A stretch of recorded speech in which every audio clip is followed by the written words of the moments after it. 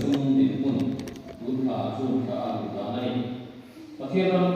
ipum chu hi za sang le pariat alu da chu da chuan pathian ram singa jong songa ram thar sing tung sang sai janga tuam sunga hian sing lu sa ve sai songa alu da tuam sung building kan ti mai kan la chung china kan sing sa ti ko song riat ani a chuan vai noi ka sing sai sang ko re song riat pathian ram ka thani alu ko mani building speciality song kwa alu da chu da chuan cheng noi ka sang lu sa ko songa alu da kumina alu de der ni ni fia dewa tambah ko mani building speciality alu ti thok chong nai ti ram thar committee sa ve ko ran che sa re ko ran mobilize sa la de tv sa biar kana tang di sai sa re biar ina nang di tung sa li biar tung di si ka sa ni biar ni sai sa wa biar nga ni sa ka nga biar na nang di ka avai ni si nga sa ko za ka ko so na lu ko ani Christmas le tung thar ko lo ni sum tung le pa alu da si ka sa nga sai ani bu vai tram kan so na ni si ka sa nga sa ko pa ka chuan me lo se du ko me vai ki primin noi tu sing sai sang sai ni le pa ma noi tu sing sai sang sai ni so ni pa ma anu ko ma ni chuan finance committee le ma tangin chana mai koi mo de pa su Christmas le ni thar ko lo ni tu ai den lu cha de pek se la e su ka kan theng ko a ania tu ko za le ai kan tan pang le do a cùng đồ tết tiêu mà đi xe đạp, tất nhiên là các hàng xiêm lọ nó sản sinh đi chú của tiền đen thao sống như là vào và tiền đen để làm đâu cả cổ mà cùng đồ hóa sản và tấm cắt cổ mai được ra ngày năm anh em hoàng in thì tết xiêm mà đi ra, ama đó chú tấm cắt hiện là không trang bài được không đấy na cùng đồ hóa hiện để hay tấm cái mấy gì một phần phát sản gì một gì kan trong là để kan sửa chỉnh là anh ấy bóc xì à, cho vào chuan, chúng ta trong nhà Christmas để chúng ta đi làm bằng cái gì, ngoài tôi một tối là suốt tiền tết cùng đó, và cái này mình coi là Christmas để chúng ta cái bộ, luôn các để chúng ta kinh nghiệm không đủ rồi, ngoài cả đi làm, các sản phẩm này cũng được đủ đến Christmas để chúng ta có những ngoài tôi một để anh ấy đấy.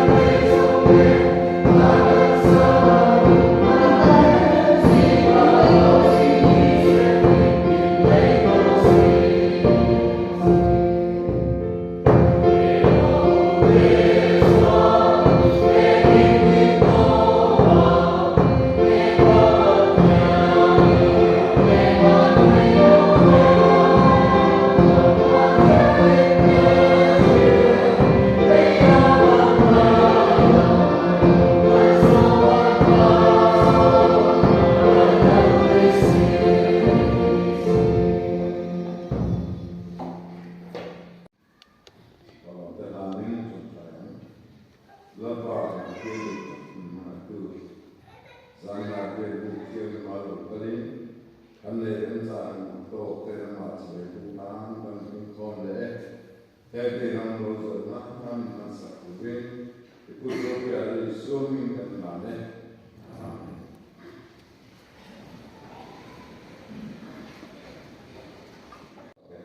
Ini besar berapa? Ini pun besar berapa?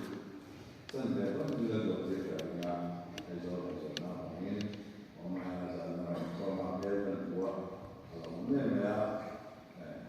kiri. Leh, jangan masuk orang sukses orang global ini ya, tu ini semua global dokter yang ya, tu setu, ini para dokter orang semua untuk hima soalnya mencinturi dan soal sudahnya terus soalnya.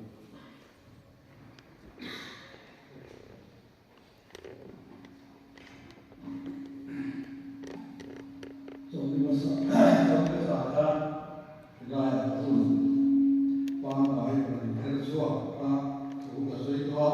ini gaya kan ini ya, kita macam ada sih lepas nanti pun zon juga jadi memang ada baik baru sudah tua luka sia tuan di hotel di sana gaya kemudian spesial ada banyak ada luar luar kah pun luar suami sampai dan zona jadi apa itu dia kakak dan sendiri siang tua Hei, kaya yang kan ay sa kan tuwi koy mapan bay kanay adon niya tuwi duka andi ay sa kan ruwan tedi niya kita niya kan mga niya isuam mga ruwan te tuwi ya niya ini to gingan si to niya Tiang tu siang tangta nanti siang dorina nanti pa juga dia bungso badi jangso badi kata so badi de bungso jangso badi kata kuaka ini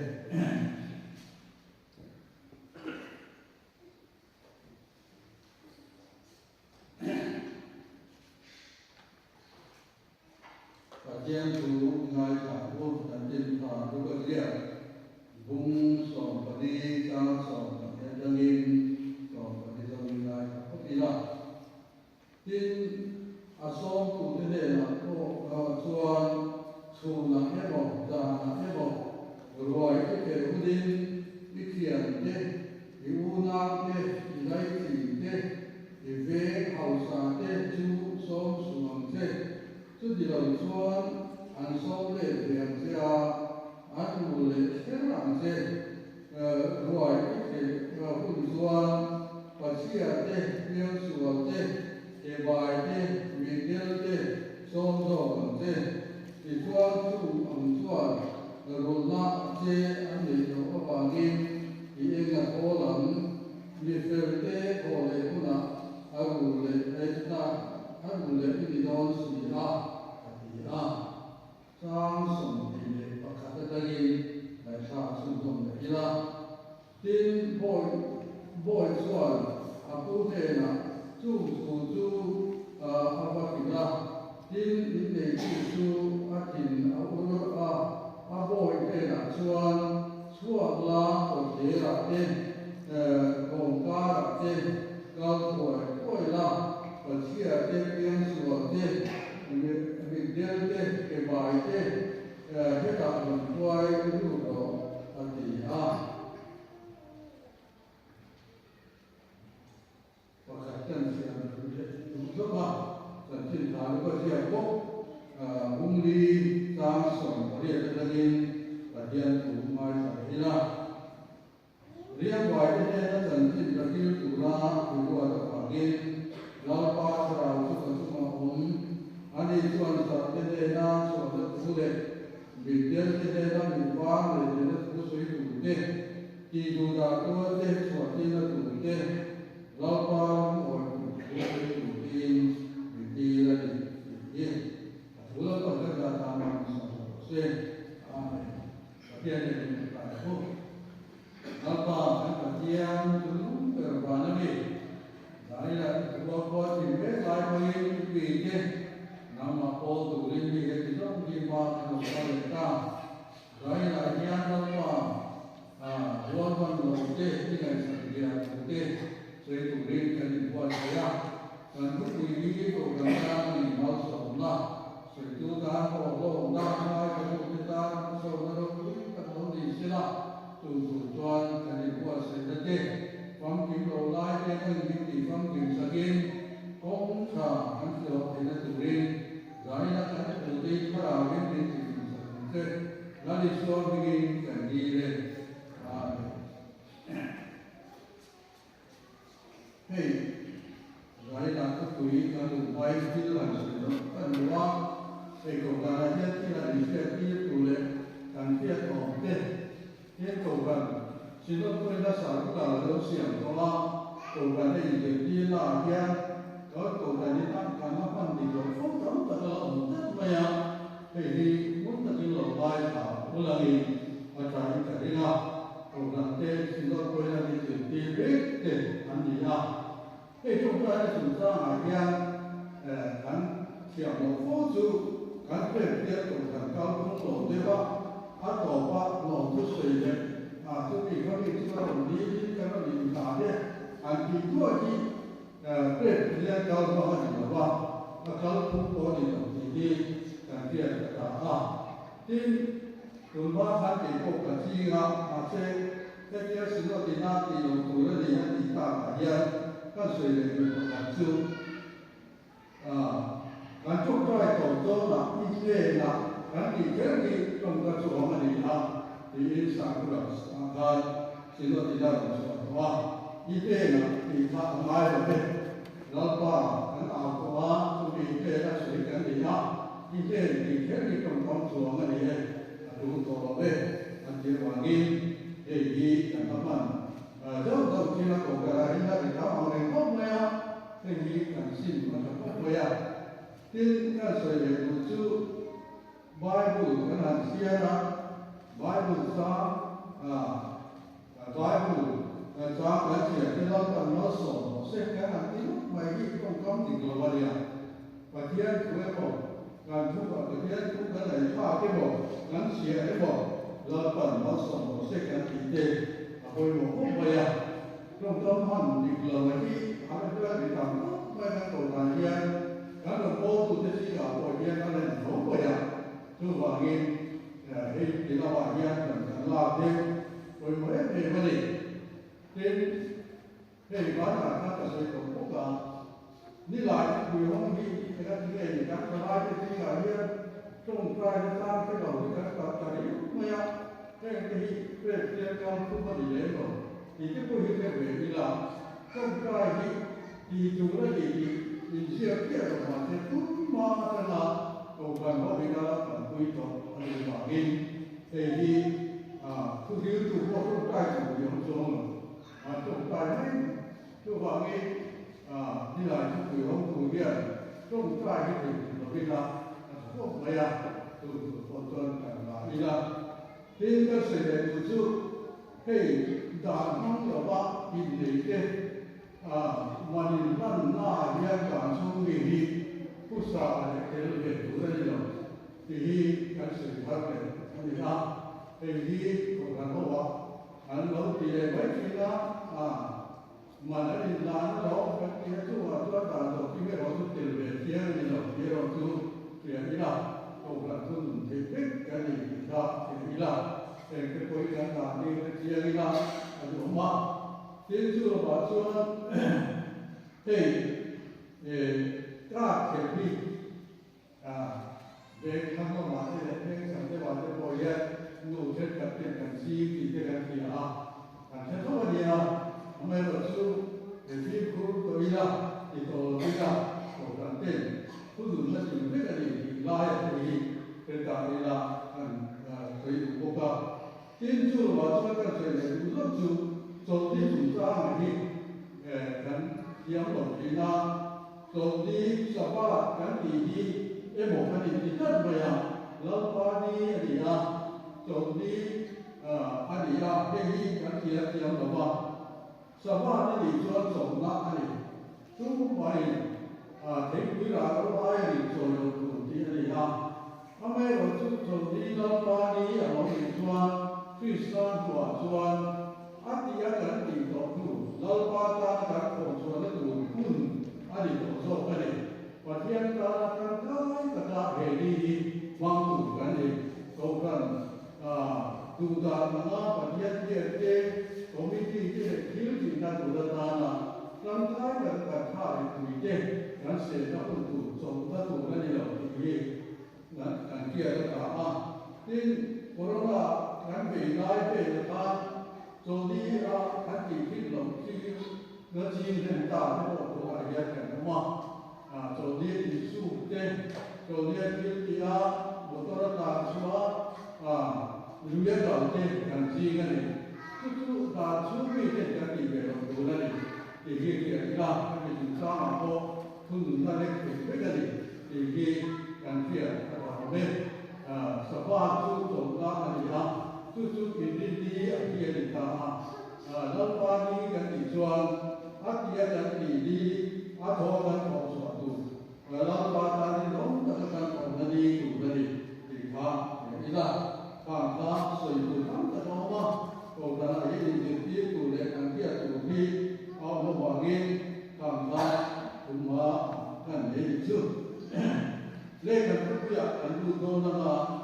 หลายอย่างก็อันเสร็จก็แค่เราโอ้ยไม่เกี่ยเรียนดูดีนะเสร็จละอีส่วนข้อไหนรวมกันเด็กมีน้ำสังกัดที่ส่วนที่เราต้องการกันหัวปัจจัยหัวกันหัวที่ได้ของแต่ละนายอีส่วนรวมกันเด็กอันสั้นเราก็ดีช่วยกันว่าดูถูกการเชียร์เราต้องการเที่ยงแต่กินกันหัวที่นั่นอีส่วนเขาเวลาเราสลายต้องการถ้าเราไม่เป็นชุดข้ามตัวถูกเด็กหัวมันหลุดเด็กขาเข้ามาย่าซึ่งมีการตัวมาหุ่นทั้งแบบขาไว้หุ่นทุกทางขาให้กันที่ขาปฏิกิริยาเชียร์คุณซึ่งมีอาการร้อนมันหลุดเด็กอะไรสักอย่างเด็กไอ้เส้นหลุดเด็กกันหัวเด็กไว้กันที่ละมาที่อามาไม่คุยกันทางตัวถูกที่ดินหัวขาอาเจียนคุยเกี่ยวกับว่าอันนั้นสัตว์ที่เราชอบกินนั่นเองจะมีเรื่องว่าตัวเขาเวลาเดินไล่ที่คุยมีตั้งแต่กินรัวบ้านเราจะคุยนะเพียงนี่นะอารมณ์คุยควรชนะมันสีเขียวเด็กมุดกินกันแต่ตัวกันที่ผมกันกินกายยันกันกันหัวเด็กนั้นสุดท้ายอันนั้นทุกคุยให้กันแล้วก็เฮียมันจิตเย็นละมาท้ายเสียกันแล้วก็เฮียดีกันตัดใบรัวบ้านเราจะตามาส่งมาเห็นหน้ากันหัวเด็กอะไรสักมาคือมีเด่นอันนั้นสัตว์เด็กเราพามาอันเราไปไปสิ่งเด่นลิส่วนเด่นอันเราขับผ่านอันเราเข้ามาอันเรามาส่งหน้าอันเราเด่นที่กามินอันเราสิ่งเด่นที่กันหัวทุกคนเวลาเดินไล่เลยคุยกันขาถ้าตะกินอันนั้นถกอันนี้นะปัจจัยของป่าแล้วในช่วงที่ได้ซึ่งเกี่ยวกับเด็กที่เขาเวลาตัวนั้นในตู้เต้นหลังแยกถึงเราสองนะเล่นตู้ในตัวนี้เขาเวลาแยกขั้นกันนะขนมอันนี้นะก็มีบางท่านที่ปฏิบัติโบราณหลวงเจ้ามามีส่วนก็นั่นเองอันที่เด็กที่โยนตั้งไปเนี่ยส่วนที่ทำเล่นเด็กๆลายออกมาที่ว่ามันหลวงเจ้ามาเรียกกันก็ว่ามีเด็กอะไรเสียๆต้องคุยอันนี้ช่วย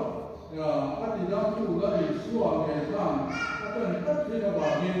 ทำตัดช่วยก็เกี่ยวกับการละเอียดส่วนหลังตั้งอันนี้นะอันนั้นดีนะช่วยว่ามีติดน้ำตู้ละเอียดส่วนอีกอันที่ทุกมีส่วนอันนี้จะว่ามี老的那把那把红旗，俺的呀，放俺的来的呀，不看这边就红旗那里，因那一种看后头，然后你说哪里很轻松那里啊，后面啦，我们经常俺们那些hoặc là quy mô rất ngoài dương thế thì đi đồng hồ lại thì cầu gần cũng chỉ ra khi các thành viên thảo luận thì nó biết mà còn giờ cầu gần đâu để chủ là chung gần chỉ cứ như thế là gì chứ và thiên thì là ai quy mô thì khi làm thiên thì là chứ cầu gần đâu để nó thảo chung đông đủ cái gì làm thang phẳng thang với những cái coi như cầu gần đâu để thì khi làมีแต่หางสันนับผู้ตัวเล็กวัวมันหลงเจ้าวัวเราวันไปนั่งอยู่ในอันตามาสองนะมีก็อยู่คานการสิ่งนั้นเองจุดเดียวกันตัวเล็กตัวกระนาโปอาจจะอย่างที่หลายเรื่องกลุ่มกระจายเรื่องว่าหลงเจ้าเดียวอันที่กระจายนะที่เป็ดที่บอกกันเป็นสิ่งการตัวเองกระเดียวกันตัวจะการดำหลงพันธีเสียงคนที่เราเห็นเห็นวัวมันหลงเจ้เปลี่ยนผู้ว่ามันหลงแล้วมันเปลี่ยนที่ได้ใหญ่ถ้ามันที่จะของกันตัวเองและมีการเรียนรู้มีการละมองการเรียนอันตราการเสพสันเตการเปลี่ยนเตเอาไว้ที่ปัจจัยในการดูว่าดีปัจจัยเอ็มนะเอาเงินซื้อมันเสียดุมาเฮ้หากมันยังสันเตปัจจัยถูกเฮ้มาเรียอะไรขายเนี่ยพอเรียนคนเดียวอยู่เราคุยกันแต่ไม่เบียช่วยอาคนเดียวเบียได้ไหมช่วยที่ดำน้ำมาดีอะไรแล้วในส่วนไหนคุยบอกว่างี้ให้เราบอกอยู่ที่อาบอกช่วยมาช่วยมาช่วยร่วมดูดีดำเราจะพอตามที่ดูหน้าพวกเราไว้ให้เราบอกท่านดำน้ำไม่ได้ดูไม่ว่าเราที่สะอาดรักษาได้ทุกตัวเองช่วยมาช่วยกันเยี่ยมที่ดีหน้าที่ดำเราบอกหน้าทางเต็มที่ที่ดำกับกันเองโอกาสที่เราโตทุเรียนตู้หลวงพ่อตู้หลวงตาตั้งที่ละพระเดียร์ทางอมานิติทางเสียพิลามินอาจารย์อินทรีนว่าที่จะจัดการเสียเรื่องโอกาสการหมู่ว่าที่ได้การในทางทางรวยเจ้าคนนั้นส่งตู้เต็มการที่เจ้าตู้ล้ำในตัวเองละเห็นที่การที่เจ้าตู้ล้ำมาจูกันกับเจ้าตู้การเที่ยงกับเจ้าบินของว่าที่แล้วที่ชัวร์ไม่คุยบอกที่นายคุยบอกเป็นตุลามินตุนาคาอันนี้สามารถทุกวันนี้ที่ได้ปกครองปัจจัยเด็แบบวิเดียที่วายเด็กเด็กเด็กที่มันโตมาค่ะคิดกันเนี่ยอันตราย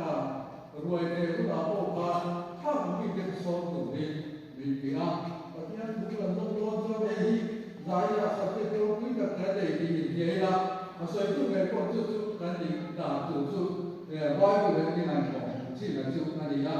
รวยเด็กส่วนผู้ปัจจัยเด็กเดียวส่วนเด็กที่วายเด็กมีเด็กเด็กส่วนโลกของเจ้าอาทิตย์เอ็มวาเก้ที่ส่วนอันนี้ส่วนดูเลยตรงนั้นเลยนักที่นักอันนั้นทุกที่บอยทุกตัวเลยนักที่นักอันรู้คุยนั่นตัวว่าเนี่ยอาจจะกลับว่าเฮ้ยมีเป็นของเวลาอันโตมาช่วงมันมีที่กันคุยดีที่กันเชื่อกันและช่วงมีที่การที่กันคุยดีที่กันช่วงอินที่นั่นดูดีที่นั่นอันนี้ยังว่ายังมีเอาสาธิตตัวนั้นดูเลยเพียงช่วงมาช่วงมีที่ว่าช่วงถ้ามีที่ไอ้ช่วงเฮ้ยมีที่ไม้คุยบอกเราแล้วที่ช่วงไม้คุยบอกปัจจัยยังไงคุยบอกว่าเงินช่วงมีที่ว่าช่วงรินตุที่ช่วงใจอยากตัวเดียร์การช่วยหาเงินช่วยดูแลน้ำเลี้ยงวัดกันในบ่อนี่ทุกวันนี้การเป็นตัวขาดเนี่ยการที่อยู่สัจจะอาจารย์เนี่ยทำให้เราสบายเลยเราส่วนถ้ามีขนาดนี้วัดที่เราจะเรียนไหวเนี่ยช่วงมันมีเกิดขึ้นมาให้ดูแลการตามขันธ์ตุกงวัดเสด็จดินการเทวิชวนข้ามรวยเกลหน้าโบอาจารย์ที่ชาทั้งนั้นที่เฮ้มีแต่การเรียนรินตุที่ส่วนนั้นอาจารย์ไม่ปัจจัยนี้อะไรสักเจนปัจจัยนี้นะไอ้สักเราเจนช่วงที่จุฬา ปัจจัยนี้นะมาลำตั้งดิจุนะอาชาณเตอันนี้นะที่ไล่พอเฮียกันหัวข้ามีเก็บข้าโซมจุริข้าโมตะกินได้อะที่เขาสวมละจุดดาวตัวเทียมส่วนเด็กไปเด็กวิเดียเด็กทุกคนเข้าส่วนเข้าอันนี้อันนี้ทุกบางมีกันปัจจัยหูเฮียเฮ้มีกับเราเด็กเพียงทุกคนว่าเราได้ยินปัจจัยอะไรสักนิดที่นั้นปัจจัยคนนั้นเนี่ยเสียเอ๊ะมาเนี่ยทุกมีเรื่องว่าส่วนที่ไล่กันทุกอย่างกันห่วงเฮียแล้วที่ส่วนไปสักที่รีบตัวกันที่ส่วนนั่นแหละสักเป็นคนบอกว่าที่ส่วนเข้าไปรวมกันเราที่เข้าไปเดี๋ยวมินที่อันนี้นะทุกวันส่วนที่จะชิ้นกันเดียวสมเด็จพระนั้นกันคุยเทโลอันนี้คุยจงใจนะเด็กกันเสียนะตาตรงชาเด็กอันนุ่มชัวเราต้องเบรกในตัวเราปัจจัยนี้อันนี้นั่นเองหลงตะกะต้องส่งถึงเรียนปัจจัยเข้ามาอย่างนี้กูยังสุวิจารณ์ส่วนขณะนั้นก็จะการจงใจนั่นเองนั่นหมายถึงที่เดียวอีล่ะทุกอย่างส่วนเราอีส่วนเข้าไปเองอันนี้หลังเดียวไหนเราก็เห็นเองที่เดียวแต่พอไปบอกท่านไปแล้วอีส่วนเข้าไปกับเดียวเรื่องว่าที่เราที่ที่ดูกันอยู่เรื่องนี้เดียวอีล่ะตัวบางอย่างเดินเดินไปเดินเพียงส่วนเดินอันนี้เราต้องการรู้รู้อันที่ยังภาพที่ได้การเห็นลายนี่เราถ้าเราฟังมาไม่ดีเราเป็นที่ทราบนะครับสัตว์ลายที่ทำเราส่งโดนสิ่งอันนี้นะตัวจูไปบอกว่าไม่ยากที่แค่ที่เราพูดที่สารมาเดียวสู้ๆเขาเวลาบอกอันที่ยังไม่ได้เลยนะดังนั้นเราก็จะโอเครวมกันเราเต็มการเราเป็นแค่เราเป็นแค่ดีนายไม่เพียงทำไมเราถึงปัจจัยหลักส่วน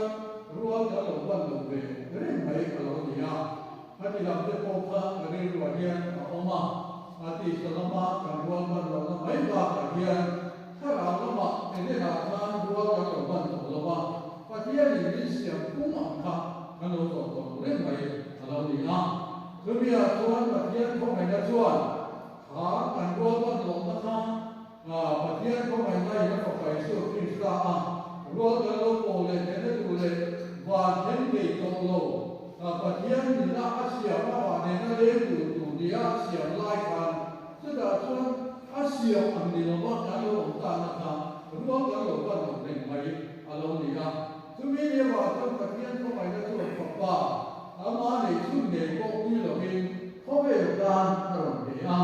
ซึ่งมีเรื่องว่าเวทีอาเซียนหินเตยเตล้อมเตยเตการลงยางปัจจัยอัตราใต้ตัวลงที่ตาโมแล้วที่สุดที่ตาเขาเป็นการดำน้ำกินจุริที่สาเลยถ้าเรามาเรียนดำน้ำเป็นมันเช่นนี้มาที่ที่นี่นะท่านน้องน้องท่านที่แล้วที่สุดที่ตา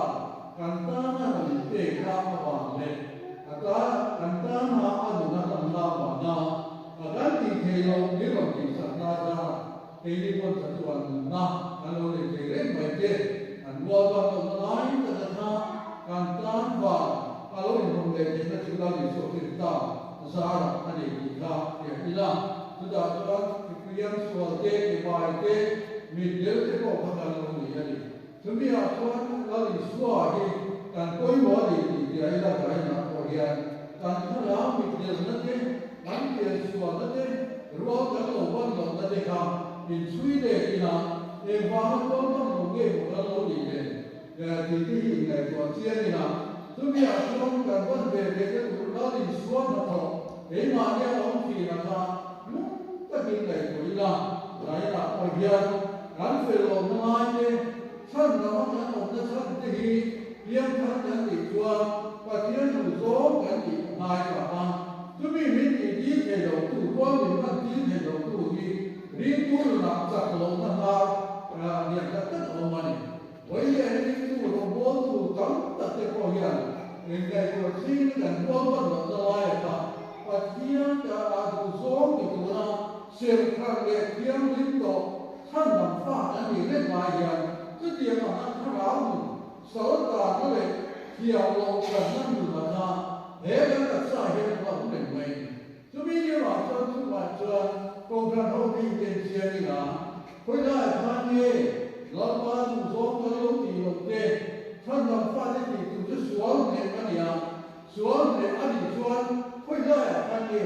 หาสวนกันมีเราโบยามีเราตีกันขึ้นดีตีไล่กันเลยประเดี๋ยวตัวสองเป็นตีตีเดียวไล่กันไปเลยเชียร์นะโบยกันตามนั้นสองคนเตะตีไล่กันพวกนั้นเชียร์นั้นเรียนฝ่ายที่เรียนจัดที่กับที่รู้ตัวเรา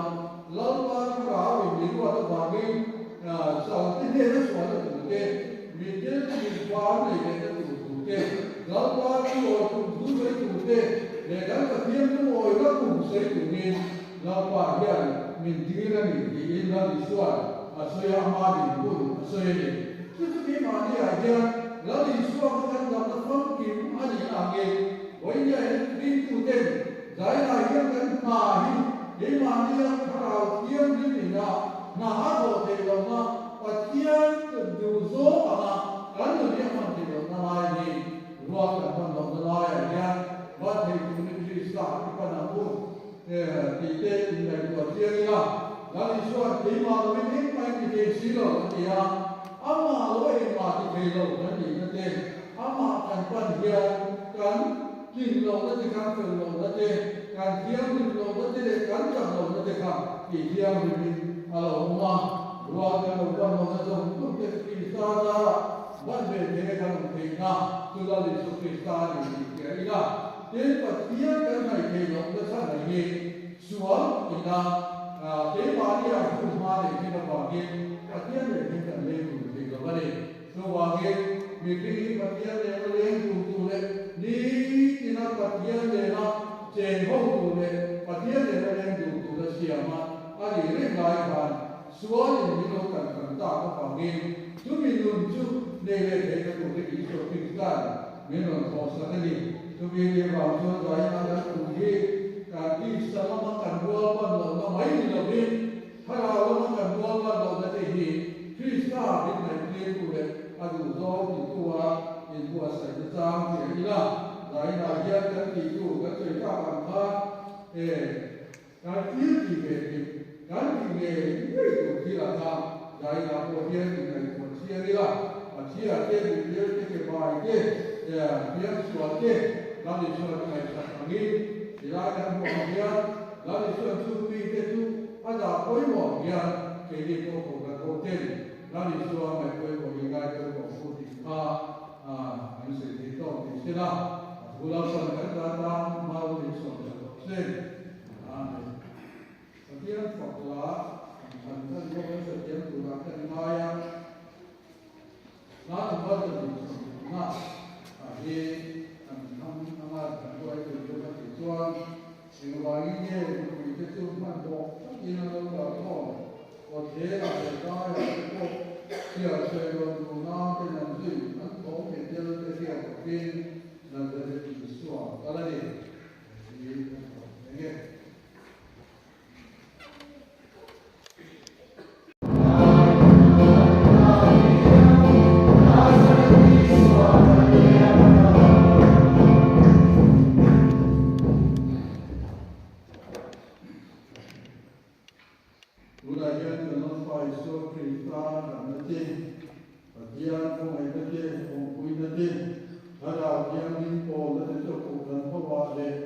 Tuhan sing lalu dia sing